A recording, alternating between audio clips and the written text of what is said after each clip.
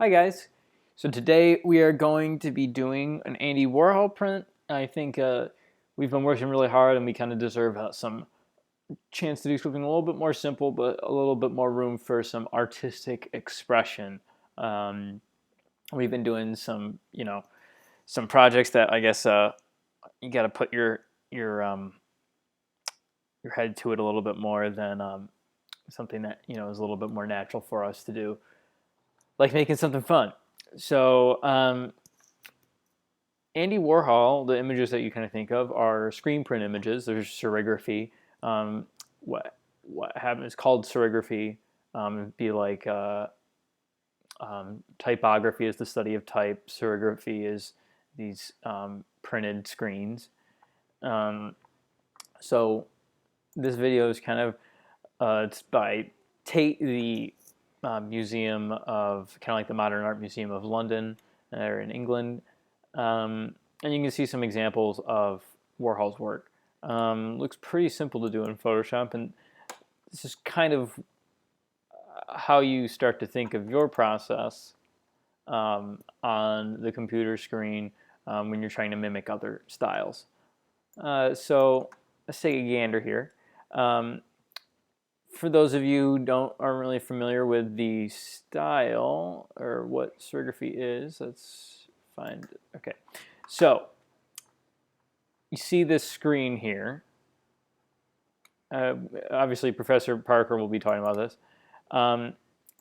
We take a black and white image, and then the positive space, or the black, is burned into the screen via it's like a UV bed, kind of like a sun bed.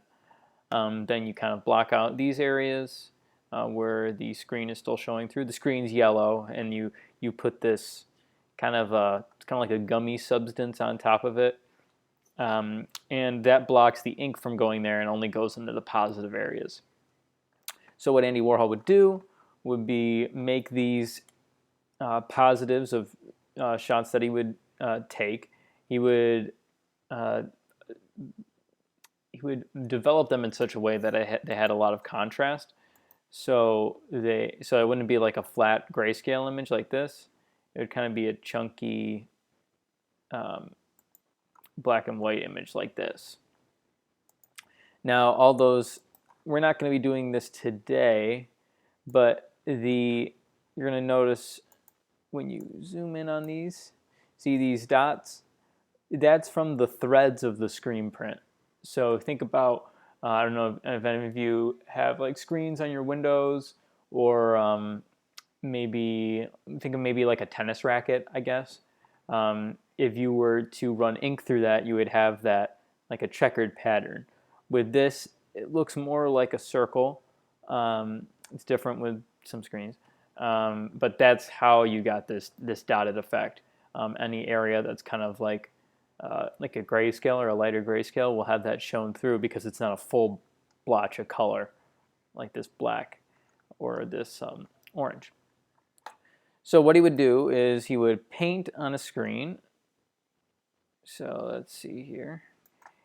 So you can see how he would paint these images, and in some cases he would cut out areas of the screen printing of like a separate screen. So something like that. That looks like the hair, so that it would be really precise to match up this. So he could color the hair. It's kind of like that Marilyn Monroe photo that you guys have all probably seen a trillion times. That's how he would do it. In other cases, kind of with like the Mao paintings, you can see that he's painting on the background and then screen printing on top. Of course, you can't make editions of those. Those are one-offs. But he would paint the backgrounds, then place that black and white image over with a screen print it once, and then paint over that screen print again. So he would have a bunch of different layers. And it was pretty cool and pretty cutting edge for the time, too.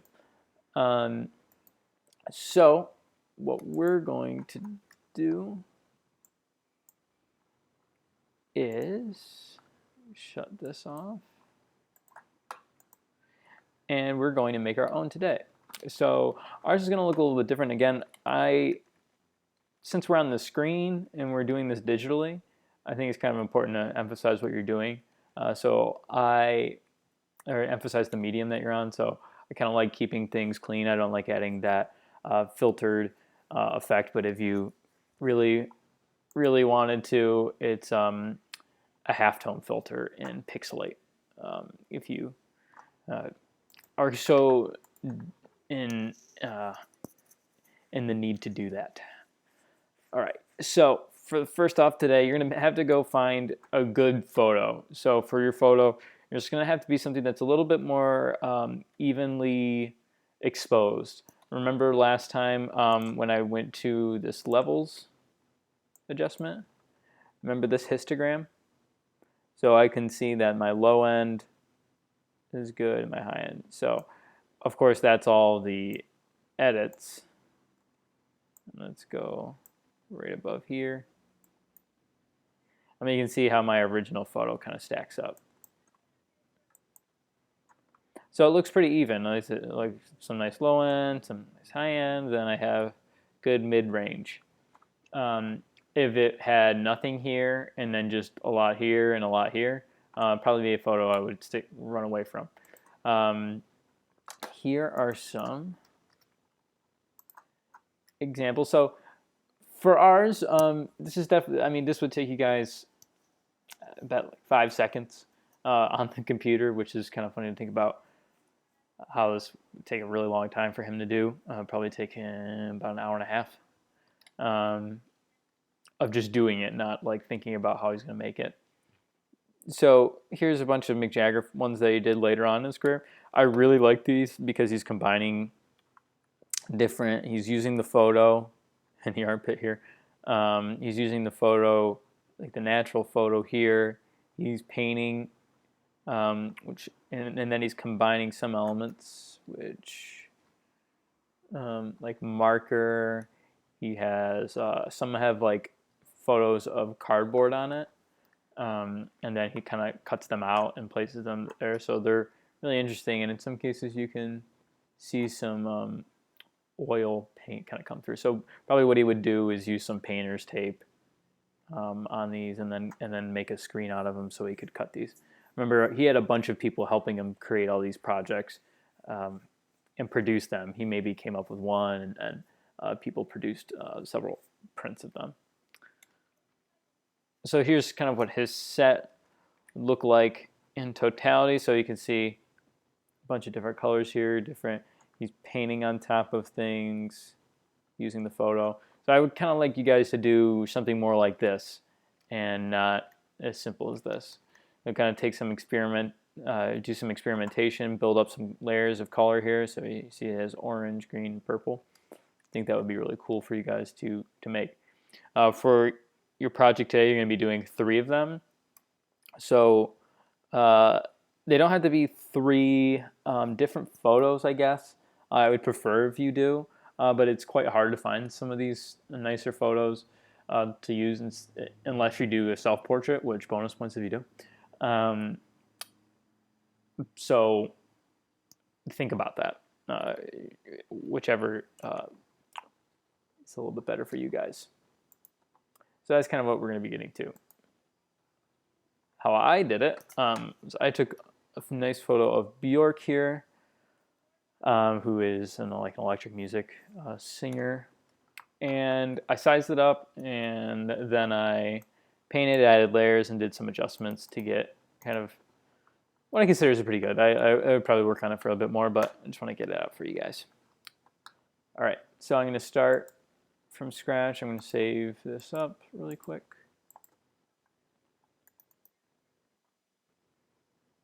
All right. Go. 20. 04. Oh my God, April Fools.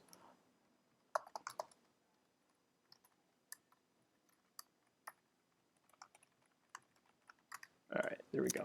And the reason why I name those files like so obsessively, guys, is if I went in to do like a spotlight search or search in my Finder, and I remember the date. You say, oh, 2020 04. And then I have, oh, okay, there. I remember I did it in April. All right, I have it there. Or I remember it by Andy Warhol, or usually any file that I work on. I can remember it that way.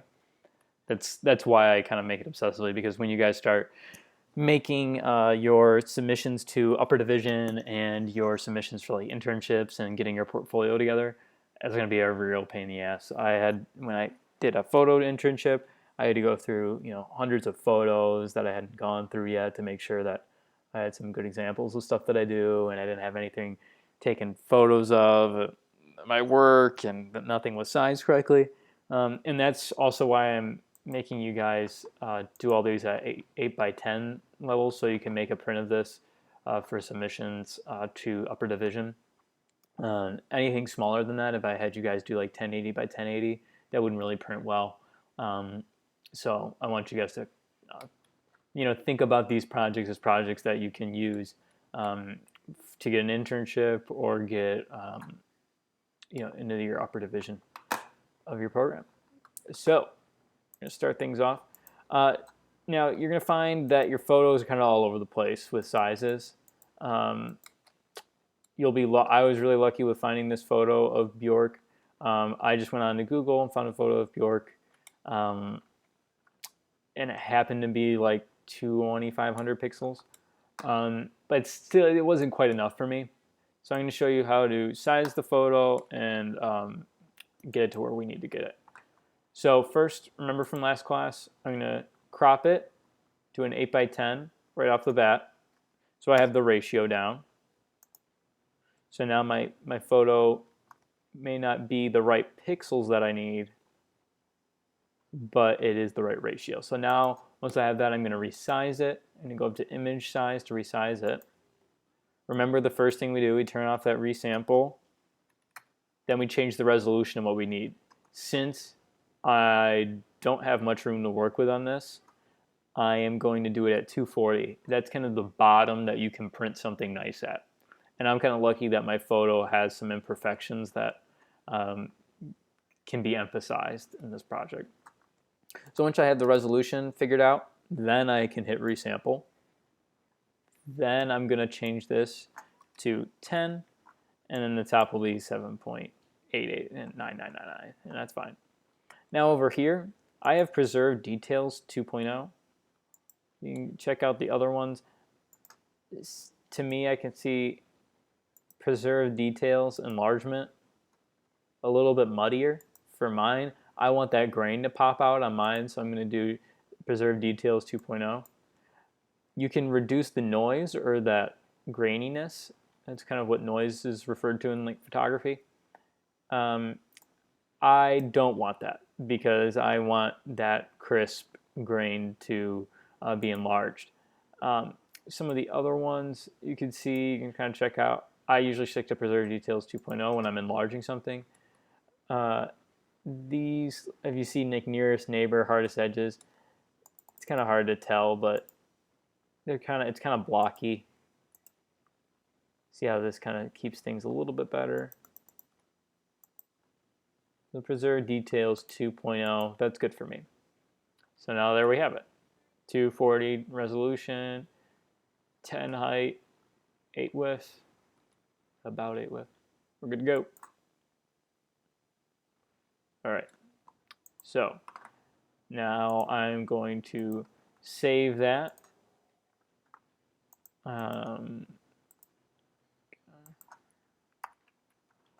Right. To save a PSD immediately so I don't accidentally save it over the JPEG. And then we're good to go. So just so I can reference myself, I'm going to open up the original one. All right. So the first thing that I'm going to do is go to that levels, and I'm going to make sure that this image has a little bit more contrast and get rid of some of those grays, but not all of them. I don't want to blow the image out because remember when we painted in the image last time, when you got it to full white, there was nothing for the color to stick on. So I'm going to just bump it up a little bit. So there's some more room for color and that. You're going to find too, if you find a photo that looks more like this, and remember, if it has more of those shadows in there, let's find, we'll just search Tom York. Let's find an image.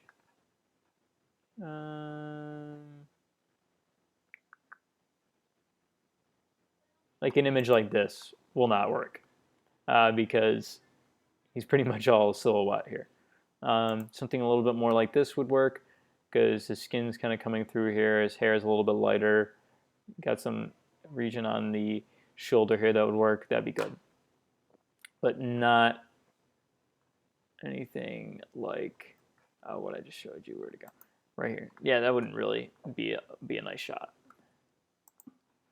All right, so I'm gonna open up those levels again. All right, more details to work with. Bump that down. All right.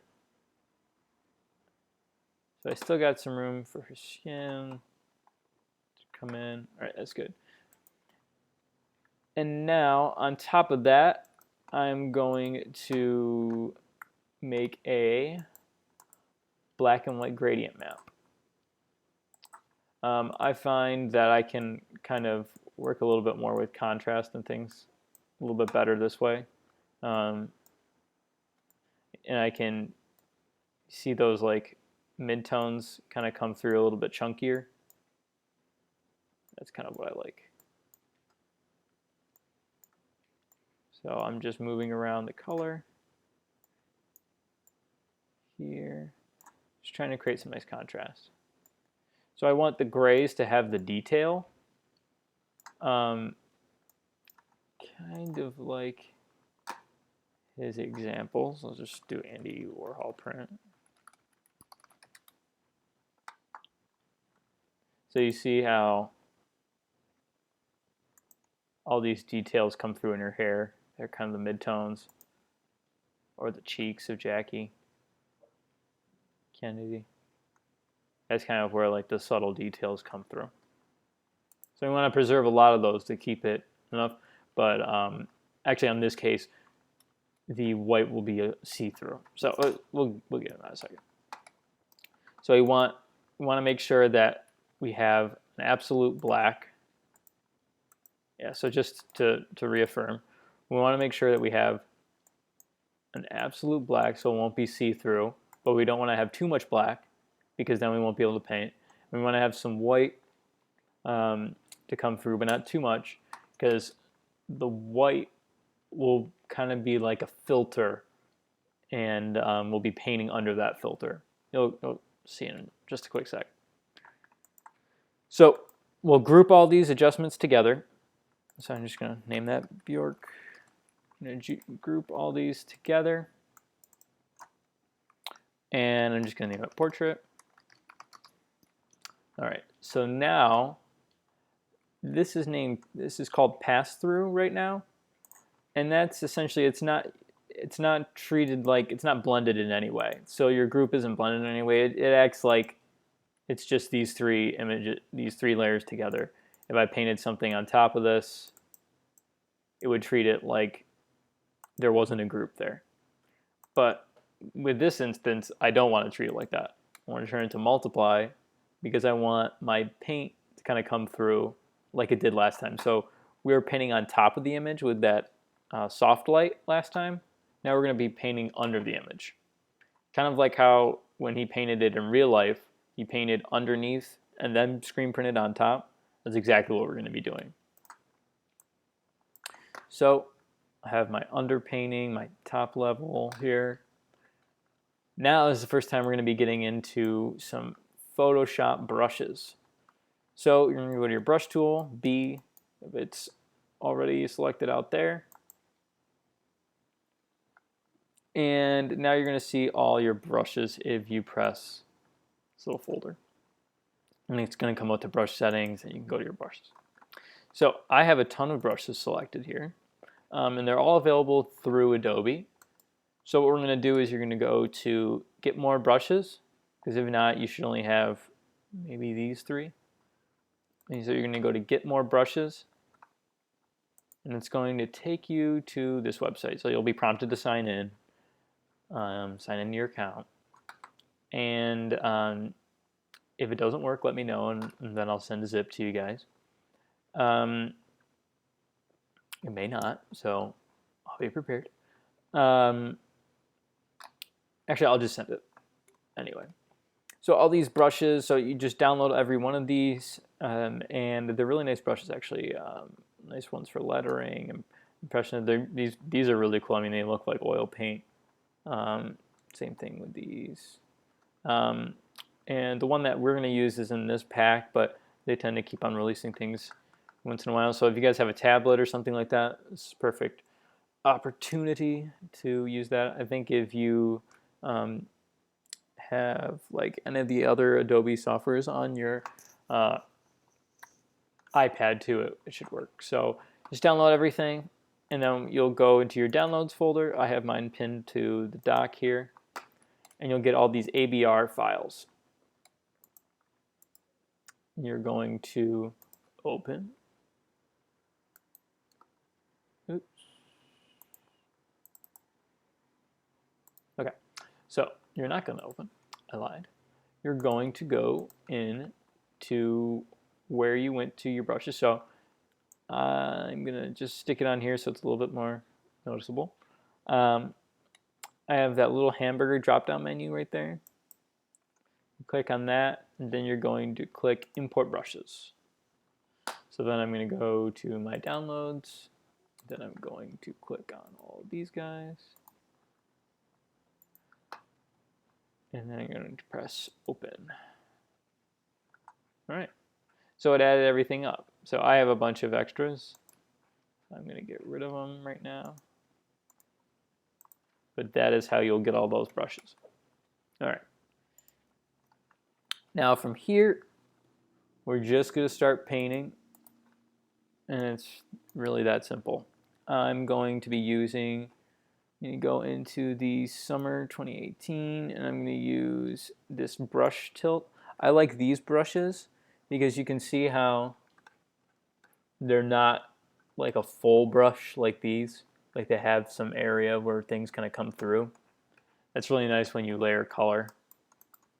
Let's see how when I paint that on white, it kind of has a little bit of texture. I like that a lot. So I'm going to keep painting you here, using those brackets to make that paintbrush bigger. Now, some of these brushes, you'll notice, the bigger you go, they get a little blurry. Now, each one of these brushes is meant for a specific size.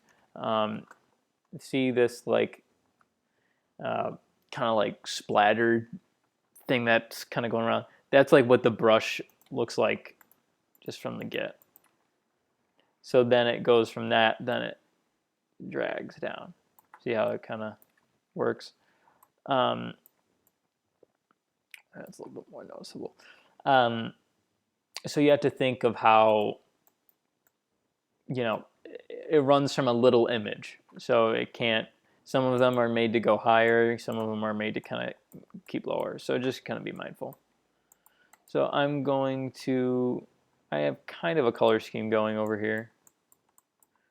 So I'm going to just, I'm going to say screw it, because I don't really like it. Use my eyedropper, get back in here. All right. All right. So with this one, I got some nice grain because the brush is facing that way. I'm going to make it face the other way, and just click on that little pointer and grab it, flip it the other way.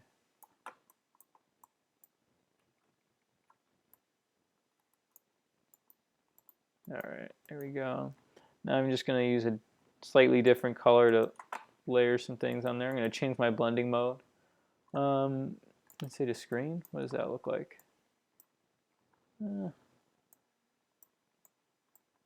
doesn't look that good because it doesn't look that good for me. I like a harsher. I like it to look like it's a little bit more like painting. Maybe something like this.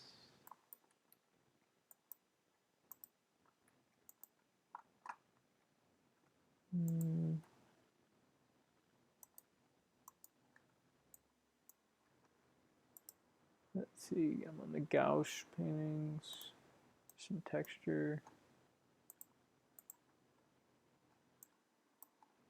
Maybe go back to white. Looks like it's a little big.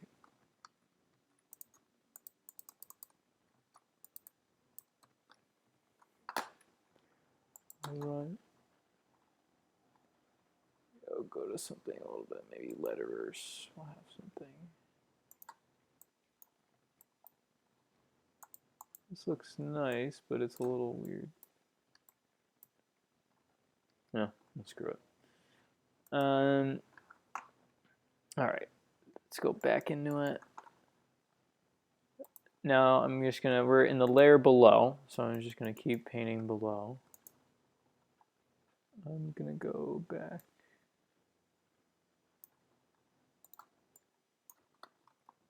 Nothing really good.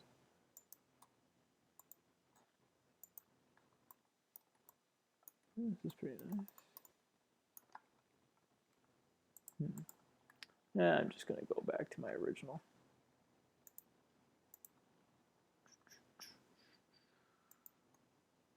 Summer 18 brush tips. I'm just gonna make it a little bit larger. There you go.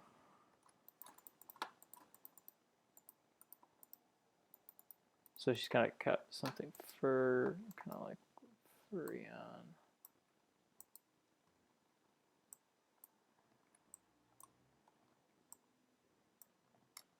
Make that a little bit smaller. Nice. All right, now I can. Now this is where we start kind of layering things up. So maybe I'm gonna go to this crunch brush, then go to my eraser. Now your erasers are always like different brushes. They're their own brush, so you have to kind of go in here and look at the ones. So you tell which kind they are by the little icon that's right here. So this is a brush. There's mixer brushes. I think there's mixer brushes is this. So it'll kind of work like a real brush, I guess. The general brushes over here, if they don't have anything, so you can see this is an eraser. If they don't have anything, they can be used as either. And then sometimes there's blenders, which are kind of like a smudge tool. So I'm going to just go use a blender real quick so you can kind of get a little sneak peek at what they would look like. So it takes it and it blends. See how it's kind of blending in a pattern. So that's pretty good. Okay, nice.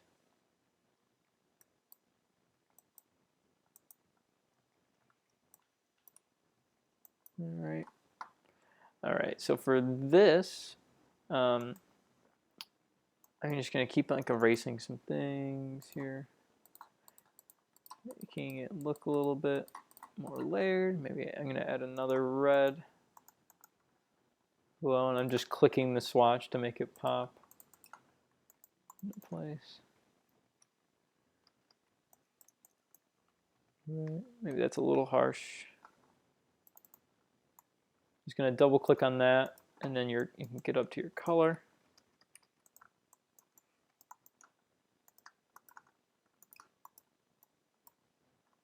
Just kind of adding some lighter textures around here. All right.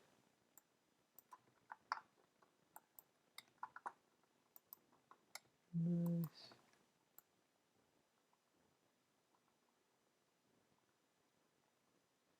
No. I kind of keep playing. That went pretty crazy on this one. Okay, so maybe I add a half of some color. Now this is where I don't want to paint over it necessarily. So I'm just gonna make a new layer, paint over it, yada yada yada. Then go to my blending mode and see how it looks. Maybe I can get some some color out of that. That's kind of cool, having a little bit of blue come in. All right, now I'm on that layer, so it still has some blending, different blending option. Looks like it's exclusion, so that's doing some kind of cool stuff. All right, so maybe I'm gonna get rid of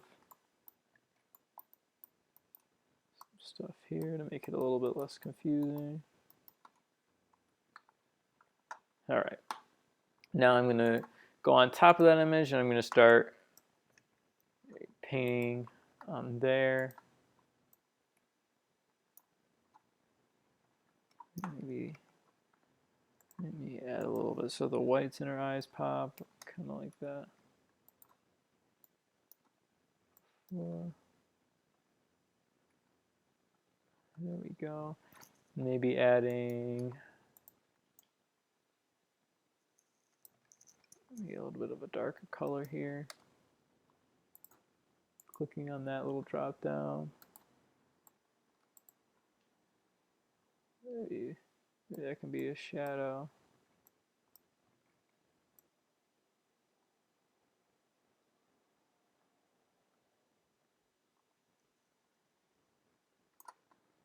All right, then I'm going to go up to that mixer brush that I had before.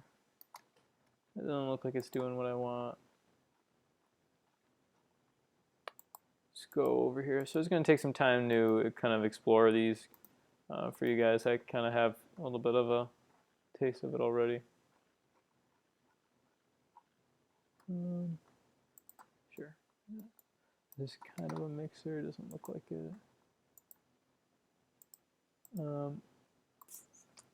Pressure, spinners.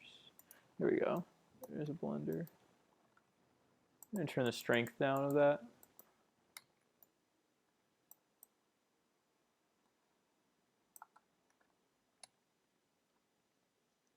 Alright, so that looks. So I don't want it to take away too much. Let me turn that down a little bit. Turn the strength down.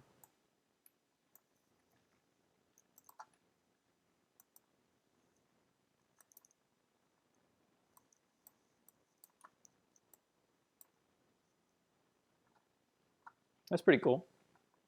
All right, now on top, kind of like how that's going. Now on top, I'm going to use that same brush. Now I'm going to use white, and I'm just going to start trying to paint some highlights in. Just going to kind of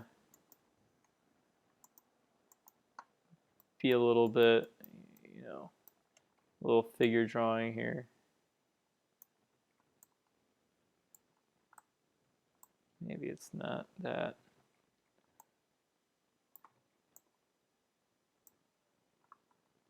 Maybe I just take in some brushes here and erase away that so I can get those a little bit more of some contrast, something that will look a little bit more natural.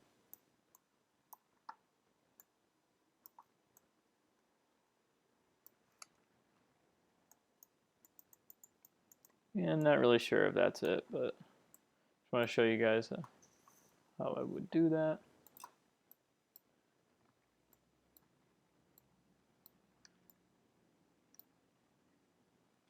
All right, maybe something a little bit different.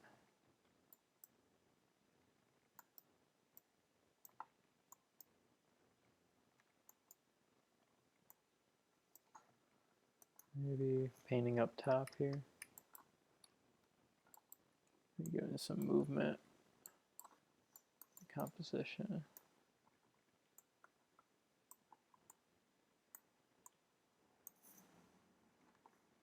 Gonna get something going there. Oh no, I feel pretty good about that. I always find when you go in and add the white, it makes it feel a little bit better. All right.